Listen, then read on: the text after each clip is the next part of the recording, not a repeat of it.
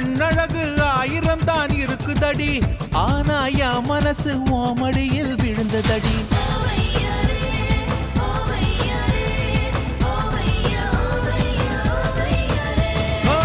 பிடிச்சது முன்னழகோ பின்னழகோ இல்லையடி, அதுக்கும் மேல ஒரு தாயழகும் உள்ளதடி.